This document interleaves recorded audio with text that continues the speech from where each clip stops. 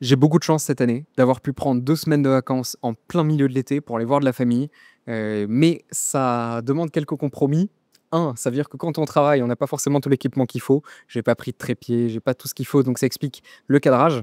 Ça explique le bruit de la mer juste à côté et pourquoi j'ai mon micro, juste à côté de ma bouche pour, compenser ça et le magnifique short avec, ordi sur les genoux pour avoir mes notes. Bref, on fait avec les moyens du bord, mais l'idée de cette vidéo est de vous parler de la nouvelle saison de l'école de Malais qu'on lance fin septembre et donc de pouvoir un peu en avance vous parler de ce qu'on va enseigner, quel va être le rythme, pour qui c'est fait, est-ce que c'est fait pour vous ou non? Vous en avez peut-être déjà entendu parler. Là, ça permet de rentrer dans les détails et de couvrir vraiment toutes les questions que vous pourriez avoir là-dessus. Donc ça fonctionnera sous forme de questions-réponses. Vous allez avoir les timestamps dans la vidéo pour pouvoir aller, à l'emplacement de chaque nouvelle question, si jamais il y en a une qui ne vous intéresse pas. Première grande question et super importante, pour qui est la formation de l'école de Malais? La formation vise les photographes débutants à intermédiaires qui souhaitent vivre de la photographie un jour et en faire leur métier. Il n'est pas indispensable de vouloir devenir pro, mais le but de la formation est de donner les outils pour pouvoir le devenir un jour, que ce soit demain ou dans quelques années. On ne propose donc pas une petite formation avec des tips faciles pour devenir photographe en 3 semaines. L'idée est de rentrer le plus possible en profondeur pour vous donner quelque chose de substantiel et vous permettre de bien maîtriser l'art photographique. Pas juste 3 tips, pas un preset, d'aller beaucoup, beaucoup plus en profondeur. Et on parlera après du programme. Et le dernier point est que nous sommes catholiques et que nous avons vocation à former des photographes au service du Christ. Les offices sont donc célébrés quotidiennement pendant les séminaires et ça guide aussi toute notre approche pédagogique tout au long de l'année. Petit 2, qu'est-ce qu'on enseigne? Avec Anne, nous avons la certitude que la photographie fonctionne comme la musique. Il faut bien maîtriser un solfège visuel pour devenir un jour virtuose. Et ça fonctionne exactement de la même manière avec la photographie. Le solfège visuel, c'est la couleur, la lumière et la composition. Et ces 3 éléments-là sont indispensables à maîtriser dans la profondeur pour un jour pouvoir être des nains juchés sur des épaules de géants. Ça ne fonctionne qu'en maîtrisant les bases en profondeur. Et beaucoup de débutants, amateurs, voire bon intermédiaires, ne maîtrisent pas ces sujets-là parce qu'ils ont l'impression que c'est des petits éléments un peu annexes sur lesquels vont tatillonner des pros. Et à cause de ça, ils vont après passer à côté de choses énormes qui en fait sont juste la suite, la continuité logique de ça. Combien de photographes est-ce que vous avez vu avoir du mal, avoir des problèmes avec le mode manuel, voire même les flashs, parce qu'ils n'ont pas pris le temps de bien apprendre les bases de la lumière? Juste ça. Et ça, ce sont des symptômes d'un apprentissage qui a été fait trop vite au début et qui est passé à côté des essentiels. C'est sur ce sur quoi on a décidé de ne pas faire l'impasse. On prend le temps de bien apprendre chacune de ces choses-là en profondeur et alors seulement, on peut commencer à s'amuser et avoir vraiment du chef-d'œuvre. Donc, les choses que vous allez apprendre, et là je vais utiliser mes notes, vous allez donc apprendre à analyser, composer et construire des images, produire des images de qualité professionnelle pour l'industrie, la publicité, l'édition, le multimédia et l'événementiel, maîtriser des techniques de prise de vue en extérieur comme en studio, développer le regard et la réflexion sur l'image par une méthodologie d'analyse, maîtriser en profondeur la post-production des images, comprendre les droits et statuts du photographe professionnel, parce que mine de rien, quand on commence à se professionnaliser, c'est pas exactement le même jeu que quand on débute, et commercialiser son travail, construire un réseau et apprendre à en vivre confortablement. Tout ça, ça passe par des chapitres. Donc, je vais vous dire vite fait à quoi correspondent les chapitres. Il y en a peu, ils sont très denses, et tout ça, ça se condense dans un manuel de plus de 500 pages dans lequel je crois que pas un seul mot n'est en superflu. Nos chapitres donc commencent par, et ils sont dans l'ordre, les bases et le matériel, la composition, la lumière, la théorie des couleurs. Vous voyez bien qu'on apprend à maîtriser les bases de son matériel et après les bases essentielles qui permettent de faire ce solfège visuel, donc la composition, la lumière et la théorie des couleurs. Ensuite, on en vient sur l'application, voir avant comment les autres l'ont fait, avec l'histoire de l'art. Ça peut sembler barbant pour certaines personnes, mais on n'imagine pas à quel point on n'est pas juste les héritiers des derniers photographes, on est aussi les héritiers de tout un bagage artistique en peinture. Et tout ça, c'est hyper précieux pour avoir ce langage et cette application de grands virtuoses de la peinture qui aujourd'hui doivent nous guider en tant qu'artistes photographiques. Vient ensuite la post-production, l'application de la post-production, donc sur Lightroom et un autre logiciel dont nous tairons le nom qui est bien supérieur à Lightroom, qui semble barbant. On a l'impression quand on débute que seul Lightroom existe, que c'est le meilleur logiciel, que c'est ce sur quoi on doit faire toute sa carrière parce que beaucoup de pros l'utilisent. Vous n'imaginez pas à quel point, c'est désormais désuet et qu'on peut avoir bien mieux ailleurs. Et ça, on y vient aussi, mais on enseigne bien les bases aussi sur Lightroom pour que si vous avez vos habitudes, vous avez déjà votre abonnement, vous avez envie d'y rester, vous puissiez y rester si c'est important pour vous. Et enfin, vendre son travail. Vous voyez que la boucle, c'est construire son image, voir un petit peu comment les autres le faisaient, pour, se perfectionner, comprendre comment bien analyser une image et donc juger aussi son propre travail. Et enfin, comment le vendre? Parce que mine de rien, il faut bien manger et pour faire un virtuose, il faut avoir de l'argent pour le financer, pour derrière qu'il ait le temps de travailler le fruit de ses efforts et que ça fasse des chefs-d'œuvre comme ce qu'on veut. Le travail à la chaîne ne fait jamais des chefs-d'œuvre. Et enfin viennent les annexes qui vont être des petits cours qui sont saupoudrés tout au long de l'année en fonction du format selon lequel ils doivent être mis, soit pendant les séminaires, soit plutôt dans les cours à distance. Tout ça, on y reviendra. Le premier cours, qui est un cours fil rouge, qui sert à mettre en pratique beaucoup toute la partie vendre son travail, etc., qui est définir son identité. Ça, beaucoup d'élèves rentrent avec leur preset, leur vision, leur volonté de quel est leur langage visuel, et se rendent compte au fur et à mesure de l'année que c'est pas spécialement cohérent par rapport à ce qu'ils avaient en tête, et qu'ils peuvent faire beaucoup mieux. Et ça sert à faire de la mise en pratique concrète sur vous, votre cas, votre projet, votre langage, votre caractère, toutes ces choses-là pouvoir l'aider à émerger avec des questions et un truc en fil rouge tout au long de l'année. Ensuite viennent les cours de droit à l'image et droit d'auteur qui peuvent venir à n'importe quel moment. Et là, l'idée, c'est plus de vous guider dans des cours assez denses, comprendre ces bases-là, légales. Est-ce qu'on a le droit de prendre en photo des enfants? Est-ce qu'on a le droit de les prendre en photo dans la rue?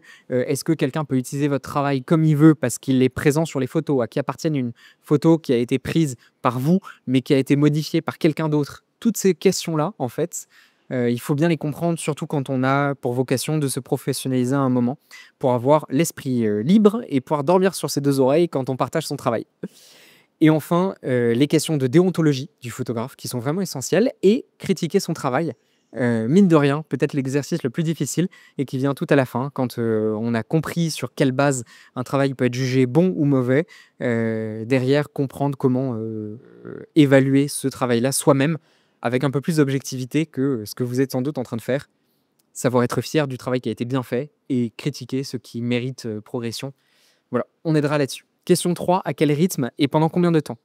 Les cours sont toutes les semaines, une fois par semaine, le lundi soir pendant 2 heures à 20 heures, hors vacances scolaires. L'idée est que donc de septembre à mai 2026, vous puissiez avoir une année scolaire de cours le soir, le lundi soir, pour approfondir cette chose-là.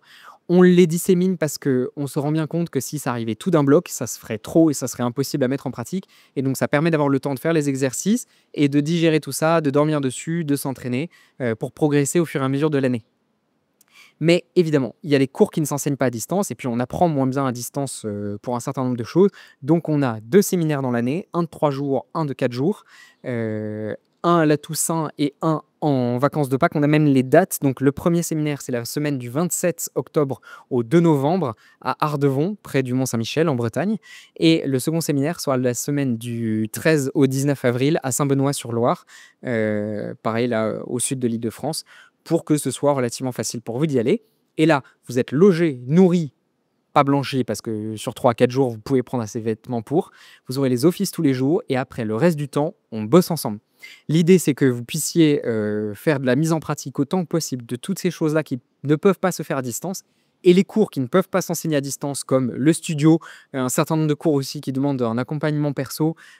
Tout ça, ça puisse se faire en personne, ensemble. Et que vous puissiez aussi vous faire des amis et des collègues photographes, parce que sinon, ça peut être un métier assez solitaire. Et là, l'idée, c'est que vous puissiez vous tisser votre réseau d'amis qui soient cathos comme vous et qui aient une volonté de progresser comme vous et de s'entraider. Question 4. Est-ce que je peux faire ça à côté de mes études? Tout dépend. Vous avez les dates. Vous avez le lundi soir à 20 h, c'est le rendez-vous pour les visios.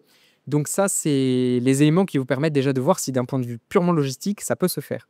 Mais ça demande aussi du temps de travail à côté. On demande donc minimum 2 heures par semaine pour les cours et 2 heures à 4 heures par semaine pour vous entraîner. Minimum. Si vous ne pouvez pas dégager ce temps-là dans votre formation, dans votre boulot, dans votre alternance, que sais-je, ce n'est pas possible. Et attendez un petit peu, vous aurez le temps plus tard. Si jamais vous vous mariez cette année, que vous vous lancez dans votre carrière de prof et qu'en plus vous lancez votre carrière de photographe à côté et que vous êtes guide aîné, on en a vu qui était dans cette catégorie-là, laissez tomber. C'est pas pour vous cette année, ça sera pour vous plus tard. C'est pas dans votre intérêt de vous avoir et que vous soyez largué toute l'année et que vous ayez l'impression de ne pas avoir le temps de profiter de cet enseignement en le mettant en pratique et en l'intégrant vraiment. L'idée, c'est que vous ayez ce temps-là à y dédier. Si vous avez un métier un petit peu prenant, mais pas mal de temps libre à côté, ça va, c'est jouable, mais pas plus. Ne forcez pas trop, ménagez-vous. Vous irez beaucoup plus loin avec ça et c'est plus intéressant. On n'est pas prêt d'arrêter cette formation-là. Elle se développe, elle prend du poids et donc à terme, au fur et à mesure des années, l'idée c'est qu'elle puisse continuer. Et donc, si cette année ce n'est pas bon pour vous, n'ayez crainte, vous pourrez revenir plus tard. Il n'y a pas d'urgence dedans. Question 5. J'ai envie de devenir bon en photo, mais pas forcément d'en vivre. Est-ce que c'est fait pour moi?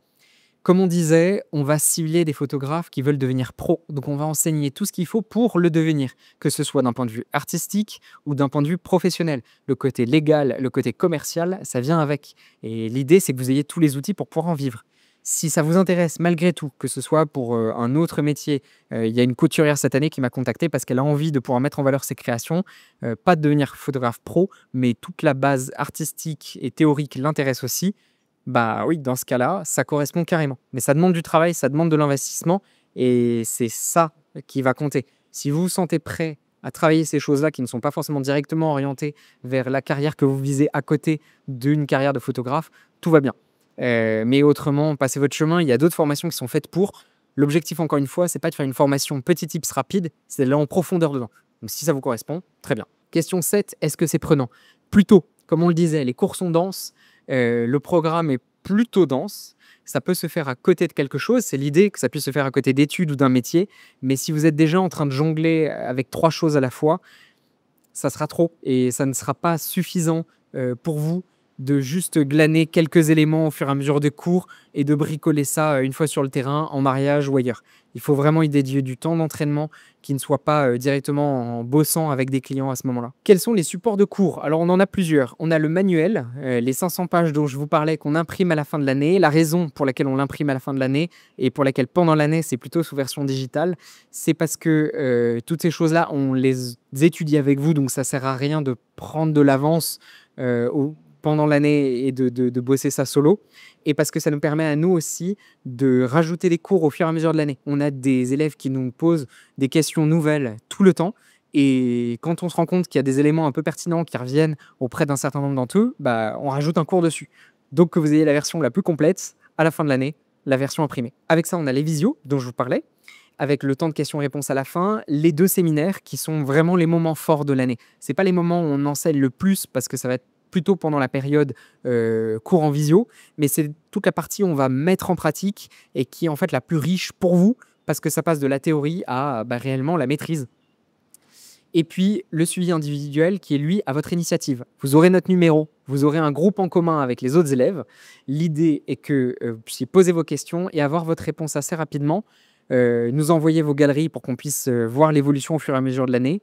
On n'est pas là pour vous flatter à tout prix. L'idée, c'est de vous dire concrètement où est-ce que vous en êtes. Est-ce que vous progressez? Est-ce que vous régressez? Quelles sont les grosses erreurs dedans? Et que si on ne vous brosse pas dans le sens du poil à la fin de l'année en vous disant c'est super, ces photos-là sont bonnes, ça soit votre super victoire d'avoir réussi à gagner ça. On n'est pas là pour vous flatter, on est là pour vous encourager et pour vous montrer le chemin et vous dire avec exigence ce que ça peut donner à terme.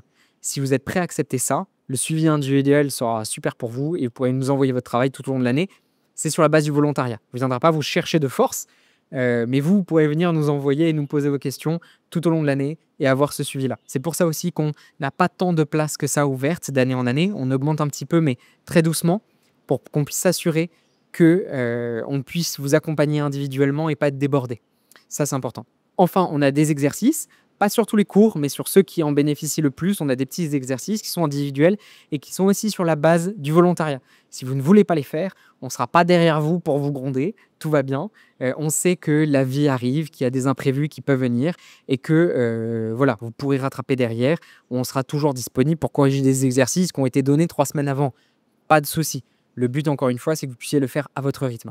Question 9, après un changement de batterie, combien est-ce que ça coûte? Cette année, en prenant en compte tous les frais qu'on engage pour la location des lieux, la nourriture pour les 2 séminaires, tous les cours qu'on va donner tout au long de l'année, le suivi individuel, l'impression du manuel de 500 pages avec les cours dedans, etc. Tout ça revient à 1 650 € par élève à la fin de l'année. On a un petit peu augmenté par rapport à l'an dernier, parce qu'on a rajouté plus de cours, un deuxième séminaire, et cetera. Et on sait que ça peut sembler être un investissement conséquent pour certains, parce que bah, de fait, ça l'est. Pour d'autres, ça va sembler très peu parce qu'ils ont déjà vu le prix des formations en ligne proposées juste avec 3 vidéos. On en est bien conscient aussi. L'idée n'est pas de proposer quelque chose qui sera une machine à cash, c'est de continuer à lancer l'école sur laquelle on met autant de temps et autant d'amour. On a déjà un métier qui nous permet de vivre avec Anne.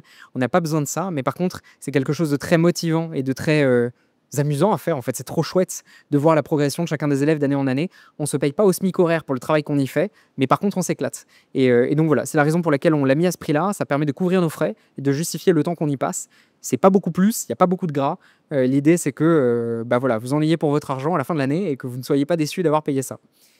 Question 10. Est-ce que je suis obligé d'être catho pour suivre la formation? Non, mais il faut être ouvert à la fois. Comme on vous a dit, c'est un élément important de ce qu'on va faire. Pendant les week-ends, on aura des offices qui seront célébrés. Ce n'est pas obligatoire, mais c'est fortement recommandé. Voilà, et la plupart des élèves seront catho, 90% d'entre eux. Mais si vous êtes à l'aise avec le fait de ne pas l'être ou d'être encore en chemin là-dessus, il n'y a pas de souci. C'est pas une retraite SPI. On est là pour bosser et travailler la photo. Ce sera un élément qui vient avec en fil conducteur parce que c'est la raison pour laquelle on bosse et on ne se voyait pas faire une école en mettant pas le Christ au centre. Il est la raison de tout ce qu'on a fait, donc voilà. C'est la raison pour laquelle il sera là de toute manière. Si vous êtes OK avec ça, on est OK aussi avec ça. Et question 11, comment est-ce que je candidate? C'est très simple. Vous allez avoir un questionnaire sous la vidéo. Répondez-y simplement. Soyez nature. Cherchez pas à nous vendre votre profil à tout prix. Ce qu'on veut, c'est apprendre à vous connaître. Avoir l'impression d'avoir des personnalités, des caractères, des gens en face à nous. On a envie de vous accueillir comme vous êtes. Pas d'avoir une surface lisse. Pas besoin d'un CV. C'est pas un entretien d'embauche. On veut vraiment apprendre à vous connaître avec ça. On aura aussi après un temps avec vous en vous appelant chacun. On en parlera. Et on aura en septembre, la date est encore à définir et c'est une exclue avec Panajou parce qu'on est devenu ambassadeur de Panajou. On va bientôt l'annoncer sur les réseaux sociaux. Si vous ne connaissez pas, faites une petite recherche sur Internet. Vous allez trouver, on vous mettra un lien aussi vers le site de Panajou en dessous. Et ça vous permettra de voir. Ils nous ouvrent très gentiment leur studio en septembre pour avoir une après-midi tous ensemble, faire le premier cours ensemble et apprendre à se connaître. C'est mieux que de commencer directement par de la visio. C'est beaucoup plus humain. Et donc, bah voilà, on commencera par ça. Et après, ça vous permettra de savoir si vous êtes OK pour vous lancer toute l'année avec nous et dans cette aventure. Voilà, normalement, ça répond à toutes les questions. Si vous en avez d'autres, posez-les en dessous en commentaire ou bien directement sur notre Instagram École de Malais. Et je vous dis à très vite. Répondez au questionnaire, on vous tiendra au courant après si votre candidature est retenue. À très vite.